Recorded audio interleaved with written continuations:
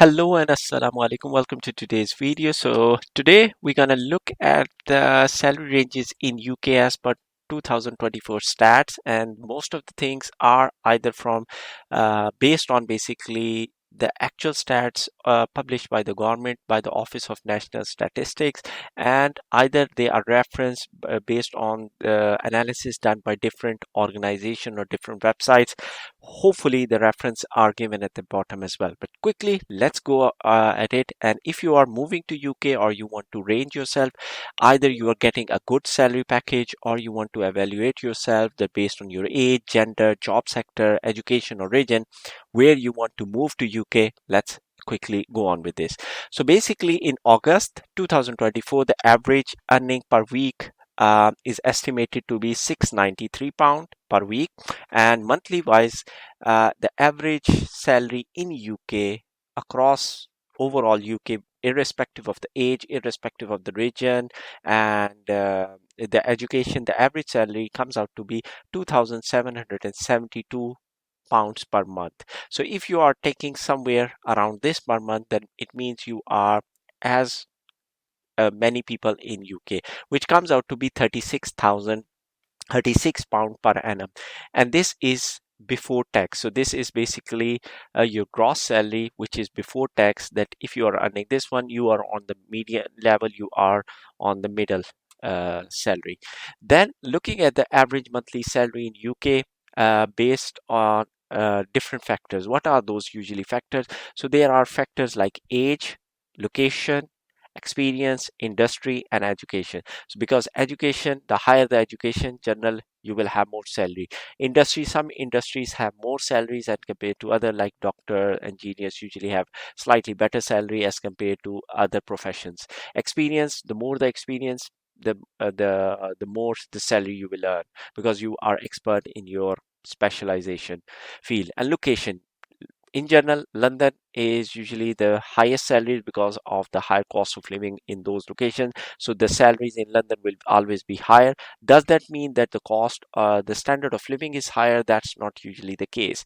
The cost we are looking at, the salaries are higher, but the standard of living might be poor than the rest of the UK. And the age, of course, the age wise, there is a pattern as well, which we're going to look.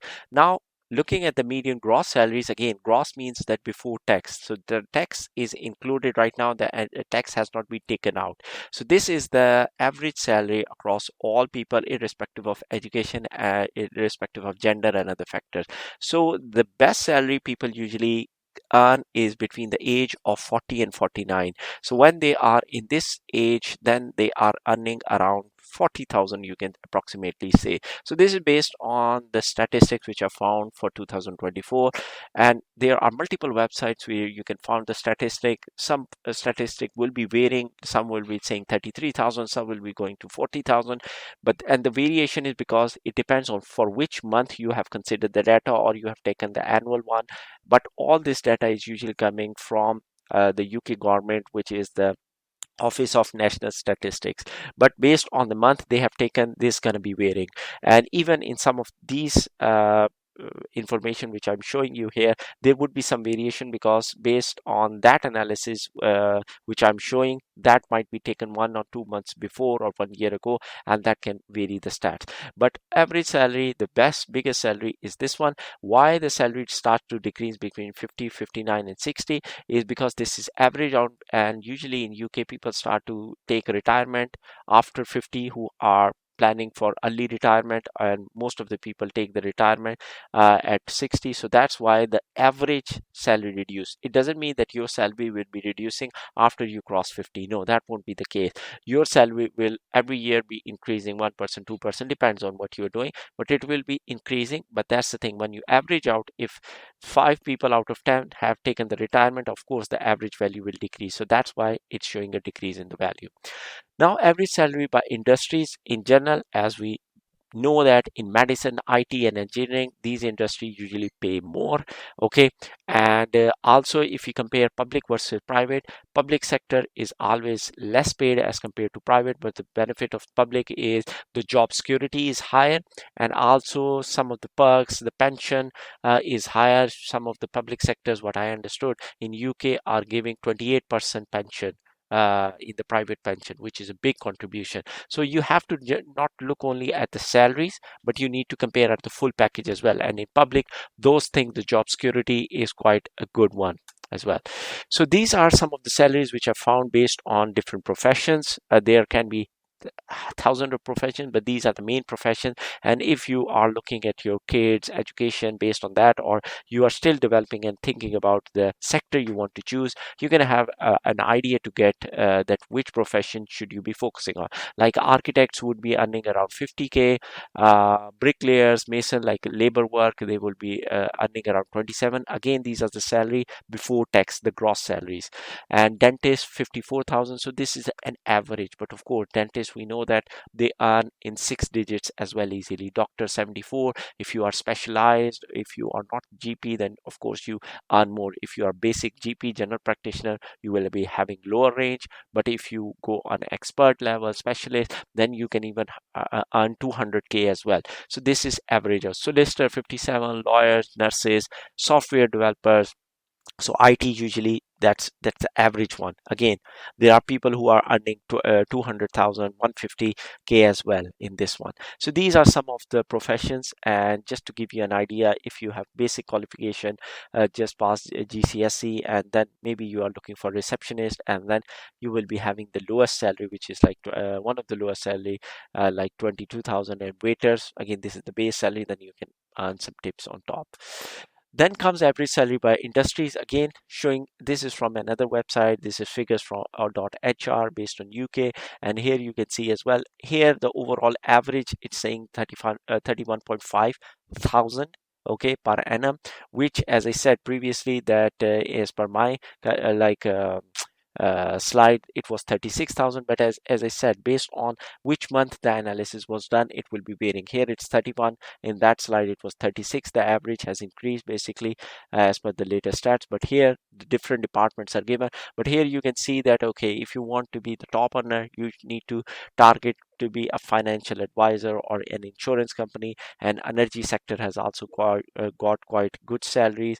Also mining related, information communication, which comes also telecommunication, they have good salaries. Construction has good salaries. And then as you go on the left side, you see the salaries falling down, like accommodation and food services. But just to make sure, like food services, if you consider Waitrose or Sainsbury, their CEOs, CTOs might be earning up to 700,000 or 500,000 uh, per annum as well. But that's the thing, average wise, because there are lots of staff in the local shops which are earning the basic wage of 20K, 30K. So that brings the overall average down. So it doesn't mean if you have done an MBA and or done any bachelor's, and then or financial analyst, and you are working in a Waitrose or Sainsbury or Costco or Tesco, then of course you will be earning on the higher side, you will be earning 100K. But that's the thing, this is the average out once you compare all the employees in that sector. Okay, how does location affect average salary? Now, location wise in UK or in London, in UK, how the salaries affect. So this is one of the statistics which I got from Forbes.com, and here they say that average median salary in London is 46,000. So this is the median salary. This includes all the people living in London, whether they are jobless, whether they are the CEO of the company, whether they are bricklayers, they are waiters, or whether they are engineers. So based on that, of course, we can clearly see that it's quite the mean average is quite high in London, whereas in Leeds the average is 26,000. So there is almost like 50%, I won't say 50%, but like 46%, 45% increase.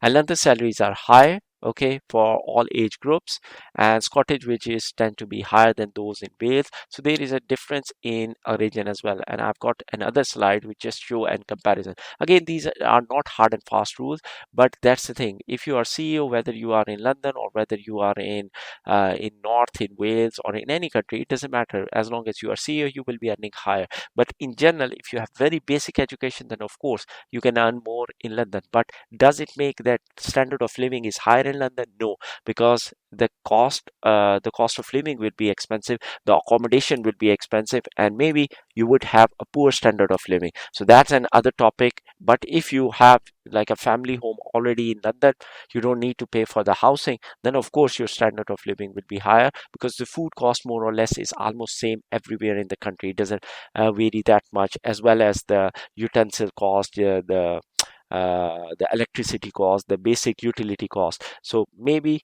the cost of living is mainly influenced by the rental amount, if you're paying that.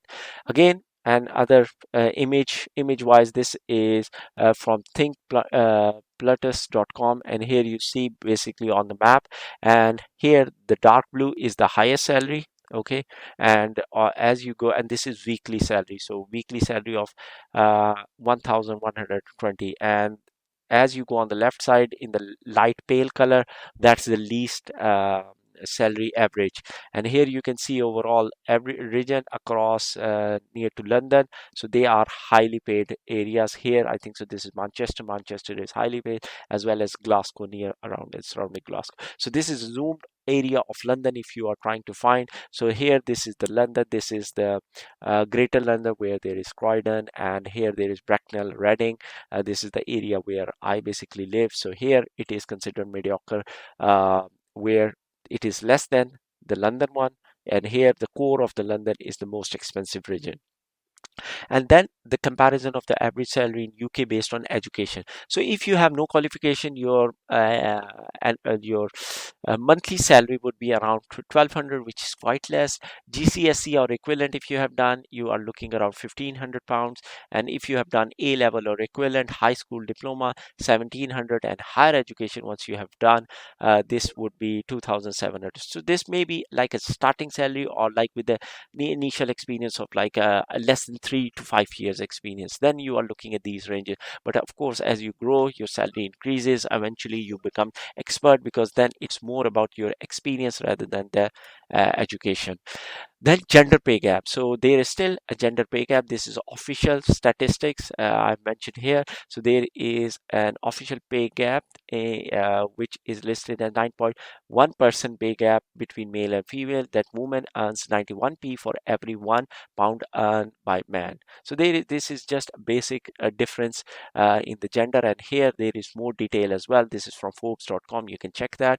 And based on the age, okay, this is the weekly annual. Let's look at the annual gross pay between man and female. So between these ages, if a man is earning between 23,000 on, whereas the female is earning 22,500, so there is a gap. As you can see, for all the salaries on all the levels, all the ages, there is generally a gap. For the maximum one between 40-49, we can see like males are earning around 43k, whereas the females are earning 36k. So there is a 4k difference, almost 4k difference here mentioned. Now, annual breakdown of people at various income levels. Okay, so actually I should have put that before with the other one, but I forgot to put it here over there. So here you can see that at various in average pay in pounds. So this shows basically that how your salary is and where you're going to be lying. So if you want to basically compare yourself, where am I compared to the rest of the people in UK. So this statistics is from 2023. So if suppose a person is taking 30k, okay, salary per annum, and he want to evaluate where I stand compared to the rest of the UK, so you will be somewhere around here. So you are among the 40% rich people in UK. And if someone is earning more than, let's say, 70,000, then he can say that he is among the 10% of the people, richest people in UK. So this is how you need to understand. If you are earning less than or something somewhere around 21,000, then you are among the poorest people who are earning the least amount, the 10% of the UK. So the more your salary is toward the right, basically you are among the more rich people, percentage wise. Like the only 10% of the people in UK earn more than 60, like 66,000. Only 20% of the people earn 52,000 or more. So this is how you need to read this. So if you want to compare yourself, whether your salary is good or not, this will give you a rough idea where you stand, irrespective of your age, profession, and those things. So now the main question comes, if you're looking at it, or if you're moving to UK or you already live and you are trying to decide that, okay, what profession to take, the general question will be, what is a good salary to live in UK? It all depends on your circumstances, what you need to pay. If you already own a house, then of course you need quite less amount as compared to the a person who will be renting a house. But in general, any salary, net salary, here I'm mentioning the net salary, this is based on a website calculation. So this is net salary. Net salary is after tax. If after tax you are able to earn between 2,500 to 3,300, then you can say you are earning a good salary in UK. If you are making money after tax deduction less than like 2,000, I would say you will be struggling a lot. Okay, or both of the basically male, female, or husband, wife have to work in order to make the ends meet. Otherwise you're going to be struggling. And also, as we saw, it depends on the region as well where you are living. If you are in London, of course it will be difficult to manage because the rents will be quite high. uh, so this is just to give you an understanding. If you don't know how the system works in UK, just a rough estimation, not a rough estimation, actual estimation, but based on the taxation system. So if suppose one person is earning and his salary is 82,200 per annum, okay, then in UK there is a tax-free allowance which is like 12,700 570. So that is that this up to this amount you don't need to pay any taxes. Then the first tax bracket comes at 20%, which is between these amount up to 50,270. So this is the amount on which he has to pay 20%. And then any amount above that up to, I think so, 100,000, he has to pay 40% tax. Then for the rest of amount, for this amount based on that he's earning 82,000, he will be paying 40% tax. And total income tax he needs to pay is 20,000 on this 82,000, which income, the gross income which earns, he pays 20,312 in that. Then there is, of course, there is national insurance. Again, there are percentages of national insurance as well. So he pays 6,389 on national insurance, and at the end basically his take home pay would be around 55,490. So although in gross he was earning this one, the net salary will be this one. So just to give you an idea how to consider this. And this is the just to give you a flashback of inflation rate. So inflation basically is a good idea. If you don't know what is inflation, inflation gives you a good idea how expensive the country is, or how expensive is the cost of living. So the higher the inflation in percentage, the more difficult it becomes for people to live, to buy things. And this is basically represented as consumer price index as well, CPI.